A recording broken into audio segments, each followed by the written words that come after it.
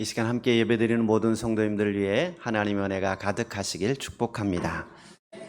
한 할머니가 횡단보도 앞에서 학생에게 부탁을 합니다.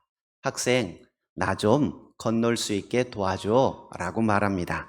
네 할머니 하고 보니까 빨간불인 거예요. 아, 할머니 지금 빨간불이니까 초록불 되면 도와드릴게요 그랬습니다. 그랬더니 할머니가 버럭 성질을 내는 거예요. 야 이놈아, 초록불일 때는 나 혼자서도 건널 수 있어. 사람마다 성격이 다르지요. 어떤 사람은 잘 기다리지 못하고 조급한 사람이 있는가 하면 어떤 사람은 아주 급박한 상황 속에서도 느긋한 사람이 있습니다. 화내는 것도 다릅니다. 어떤 사람은 목소리도 크고 다혈질이라 조금만 생각했던 것과 다르면 소리부터 지르고 시작합니다. 부당한 일이나 또 못마땅한 일을 보면 불같이 화를 냅니다. 습관적으로 화를 내기 때문에 자기가 화를 내는지도 모르고 있습니다. 반면 어떤 사람은 화날 만한 상황인데도 꾹 참고 삭히는 사람이 있습니다. 억울하고 분한 상황에서도 분노를 표출하지 않고 유연하게 대처합니다. 성품이 온유하고 부드럽기 때문에 좀처럼 화를 내지 않습니다. 그런데 화를 안 내던 사람이 분노가 쌓이고 인내력이 한계가 달하면 폭발하게 되어 있습니다. 화를 늘 내던 사람이 화를 내면 오늘도 뭐 화나는 일이 있었나 보다 하고 끝나는데, 화를 안 내던 사람이, 얌전하던 사람이 막 소리 지르면 무섭습니다.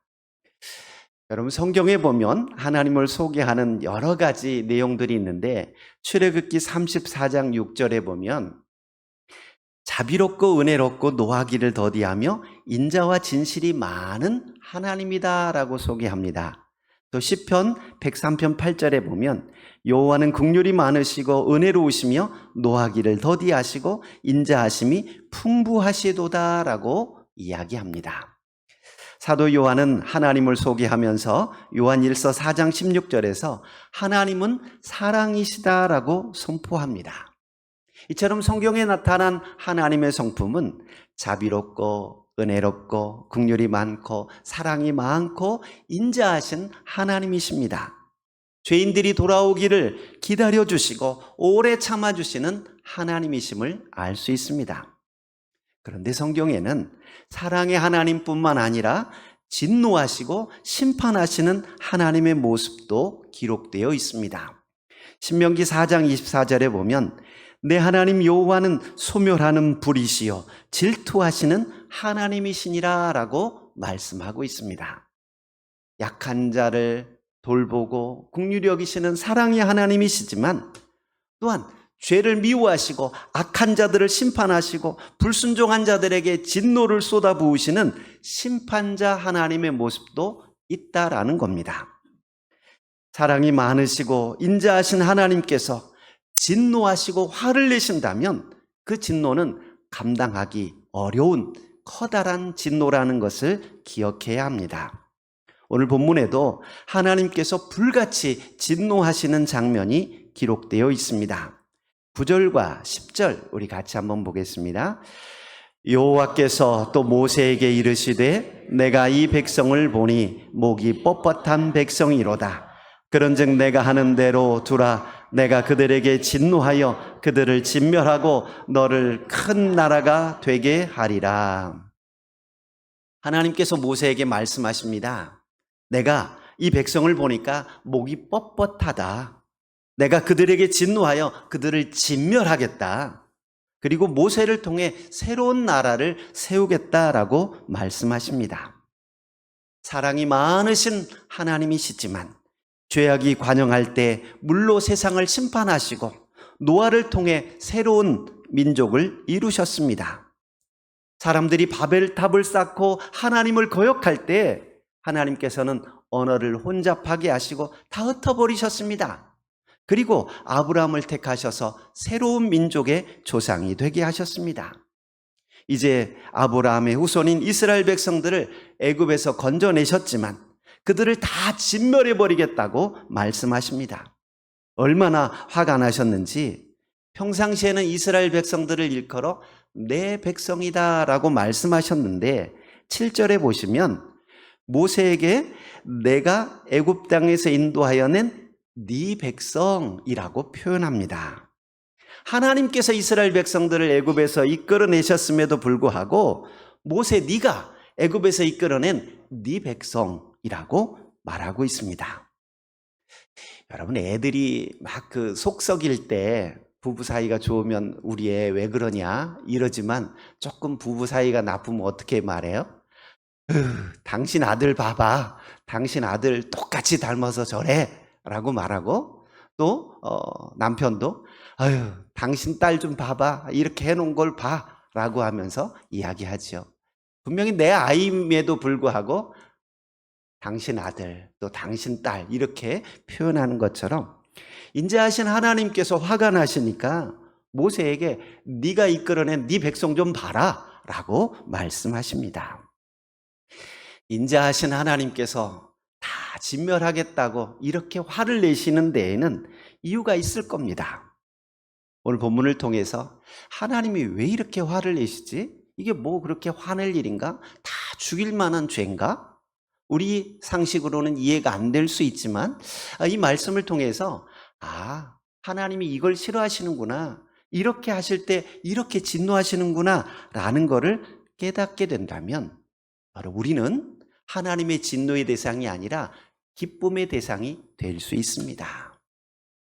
여러분, 자녀들이 많으면 그 자녀들이 눈치가 빠른 애들이 있어요. 큰애가 잘못해서 혼나고 있으면 둘째 애는 딱 보고 잘못했어요 라고 하든지 빨리 어디 가서 숨던지 이렇게 눈치가 있잖아요. 오늘 말씀을 통해서 하나님이 이걸 싫어하시는구나, 하나님이 이럴 때 진노하시는구나 라는 걸 깨닫게 된다면 우리는 하나님의 기쁨이 될 수 있다라는 말입니다. 그래서 오늘 말씀 잘 한번 보시면서 함께 은혜의 시간이 되기를 축복합니다. 7절에 보시면 하나님께서 화내시는 첫 번째 이유가 기록되어 있습니다. 7절 같이 한번 볼까요? 여호와께서 모세에게 이르시되 너는 내려가라. 내가 애굽 땅에서 인도하여 낸 내 백성이 부패하였도다. 하나님께서 모세에게 말씀하시는 내용을 보면 이스라엘 백성들이 부패하였다라고 말씀합니다. 부패하였다라는 말은 망하다, 그르치다, 멸망하다라는 뜻을 가지고 있습니다. 그런데 또 다른 의미로 파멸하다, 파괴하다라는 뜻도 가지고 있습니다. 이스라엘 백성들이 파괴했다라는 거예요. 뭘 파괴했을까요? 하나님께서 이스라엘 백성들을 애굽에서 건져내시고 시내산에서 언약을 맺으셨습니다. 너희가 나를 잘 섬기면 내가 너희로 모든 민족 위에 뛰어나게 해주겠다. 너희 민족을 지켜주겠다라고 약속하셨습니다. 그런데 이스라엘 백성들도 하나님 말씀대로 따라 살겠다고 약속했음에도 불구하고 그 약속을 파기했다라는 거예요. 하나님만을 섬기기로 약속했는데 그들은 우상을 숭배한 것입니다. 오늘 보면 조금 앞부분 32장 1절에 보시면 모세가 여호와의 율법을 받으러 시내산에 올라갔습니다.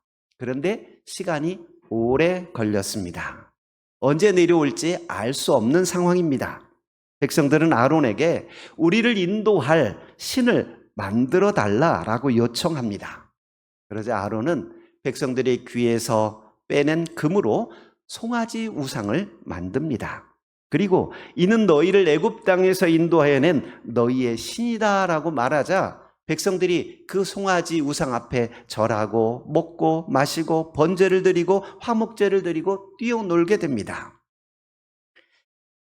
하나님께서는 출애굽기 20장 4절 5절을 통해 너를 위하여 새긴 우상을 만들지 말고 위로 하늘에 있는 것이나 아래로 땅에 있는 것이나 땅 아래 물속에 있는 것이나 아무 형상도 만들지 말고 그것들을 절하지 말고 섬기지 말라고 분명히 말씀하셨습니다.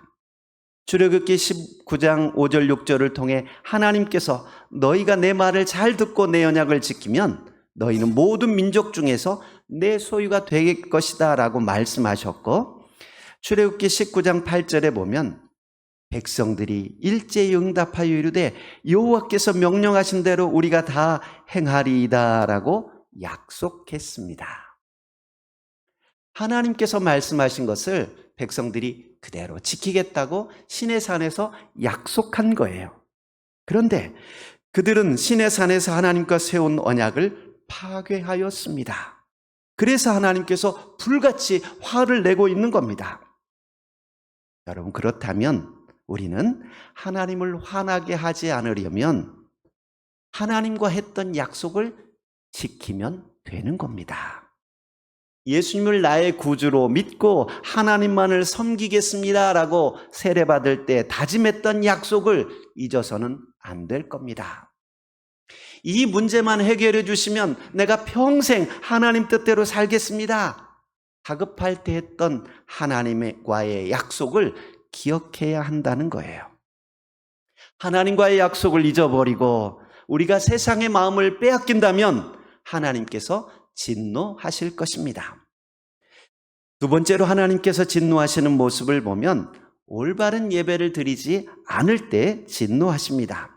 오늘 본문 8절을 보시면 이스라엘 백성들이 우상을 만든 사건을 언급하십니다. 8절 같이 한번 보겠습니다. 그들이 내가 그들에게 명령한 길을 속히 떠나 자기를 위하여 송아지를 부어 만들고 그것을 예배하며 그것에게 제물을 드리며 말하기를 이스라엘아 이는 너희를 애굽 땅에서 인도하여 낸 너희의 신이라 하였도다. 이스라엘 백성들은 하나님을 분명히 알고 있었고 모세가 하나님 말씀을 받으러 시내산에 올라간 것도 알고 있었습니다. 그런데 그들은 잠시도 기다리지 못하고 불안해서 눈에 보이는 하나님을 만들어내라고 이야기한 겁니다. 백성을 바른 대로 인도해야 하고 기다리게 해야 할 아론은 백성들의 성화에 못 이겨 송아지 우상을 만들었습니다. 그리고 이것이 너희를 애굽 땅에서 인도하여 낸 너희의 신이다라고 말합니다. 농경사회였던 애굽에서는 힘센 소가 신격화되어 있었습니다. 소를 신으로 섬기던 애굽의 문화에 살던 이스라엘 백성들은 송아지 우상을 만들고 그 신이 하나님이라고 믿고 경배하였습니다. 물론 그들은 하나님을 보지 못했기 때문에 애굽에서 보았던 커다란 송아지 신상을 생각하고 하나님이 그렇게 생겼다고 생각했을지도 모릅니다. 그리고 애굽 사람들이 송아지 신을 섬기는 방식으로 하나님을 예배하였던 것입니다. 그러나 그렇게 우상을 만들어 놓고 예배하는 것을 하나님께서는 가장 싫어하십니다. 여러분, 우리가 하나님께 예배한다고 하면서 세상적인 방식으로 예배한다면 하나님께서 싫어하십니다. 목적은 하나님께 예배한다고 하지만 사람들의 편한 방식으로 예배하고 사람들이 좋아하는 방식으로만 예배한다면 한 번쯤 생각해 보아야 합니다. 말씀이 선포될 때에도 내 귀에 딱 맞는 말씀, 내 마음을 시원케 해주는 말씀이 있으면 아멘 하고 좋아하지만 조금 듣기 싫은 소리하고 싫어하는 이야기를 선포하면 귀를 닫아버린다면 이 어찌 하나님께 예배하는 자세라 할 수 있겠습니까? 찬송도 마찬가지예요. 야, 저 찬양 난 너무 좋아. 저 찬양만 불렀으면 좋겠어. 내가 좋아하는 찬양이 나올 때는 박수 치면서 막 찬양을 따라 부르다가 조금만 어려운 찬양 나오고 조금만 내가 곡조가 서투른 노래가 나오면 귀를 닫아버린다면 어떻게 하나님께 예배한다고 말할 수 있겠습니까?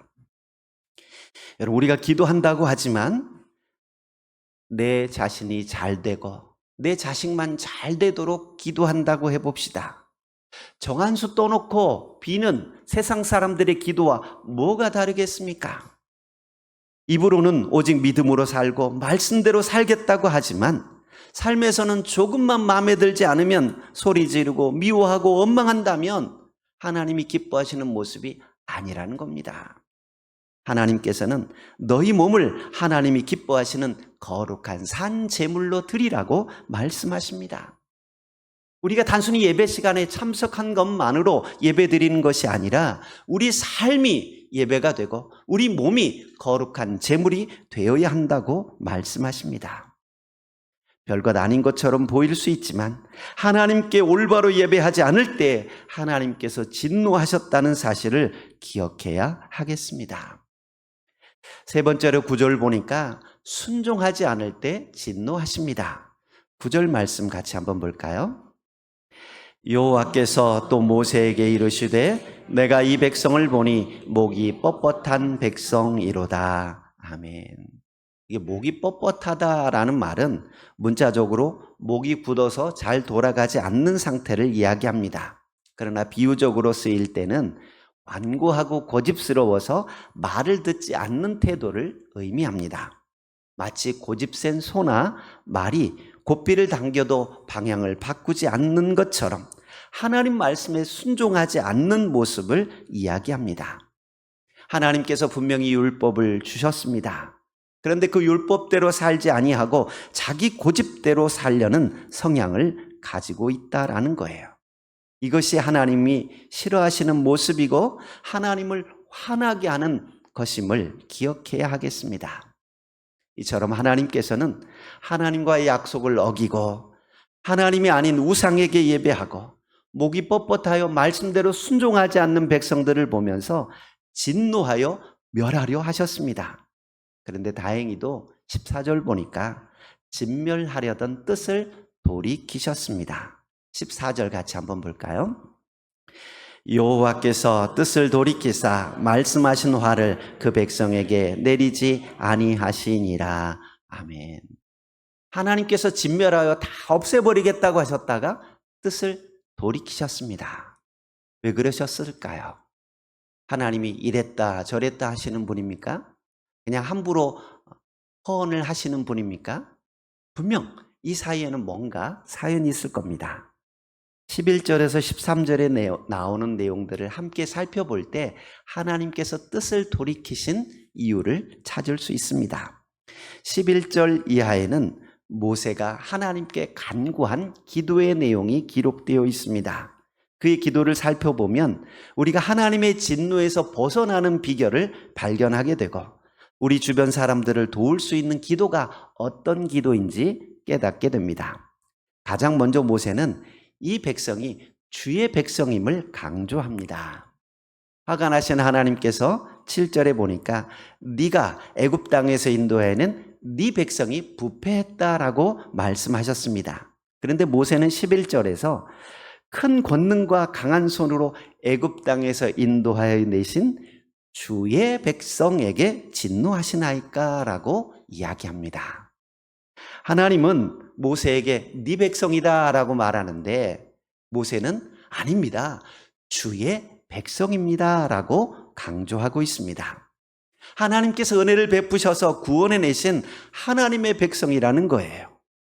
여러분, 우리가 기도할 때 기억해야 할 내용입니다.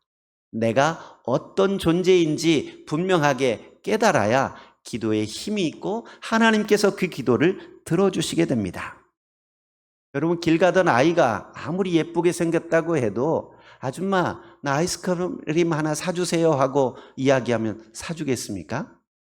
그런데 못생겼어도 내 아이가 할머니 아이스크림 그러면 사주는 거예요. 내 자녀, 내 백성이기 때문에 그런 거지요. 지금 모세가 기도하는 기도의 첫 번째 기도 제목은 이 백성은 주의 백성입니다 라고 말하고 있습니다. 우리가 하나님의 자녀라고 하는 분명한 믿음을 가지고 기도할 때 응답이 된다는 겁니다. 나는 하나님의 자녀입니다 라고 하는 분명한 자의식을 가지고 기도하는 우리 모두가 될 수 있기를 바랍니다. 두 번째로 모세가 기도하는 내용을 보니까 하나님의 영광을 가리지 않기를 위해서 기도합니다.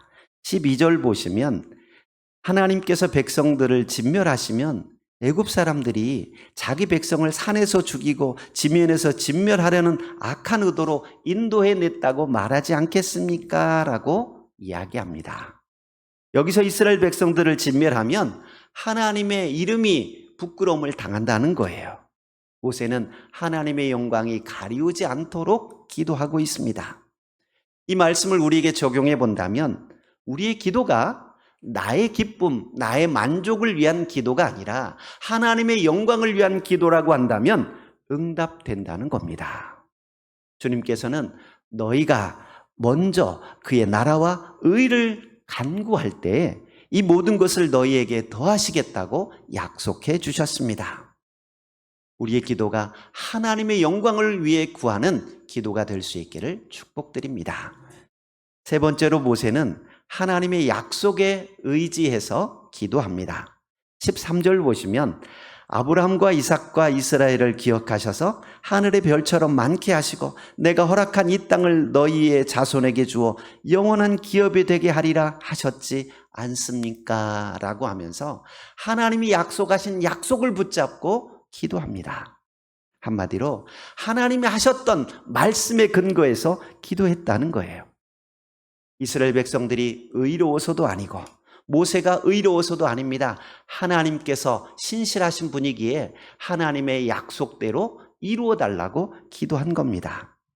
이 기도를 드릴 때 하나님께서 뜻을 돌이키셨습니다. 우리도 마찬가지입니다. 우리에게 약속하신 하나님의 약속의 말씀을 붙들고 기도한다면 그 기도는 반드시 응답될 줄 믿습니다.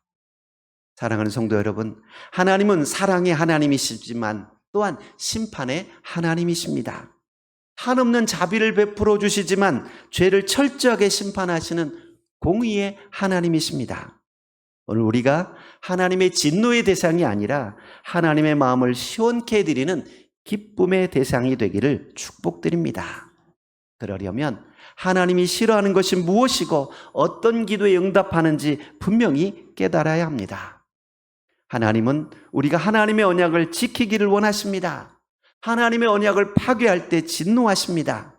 우리가 축복만을 사모할 것이 아니라 하나님의 말씀을 잘 지키고 있는지 돌아보고 하나님의 언약 가운데 거하는 믿음의 성도들이 될 수 있기를 축복드립니다. 하나님, 우리가 온전한 예배를 드리기를 원하십니다.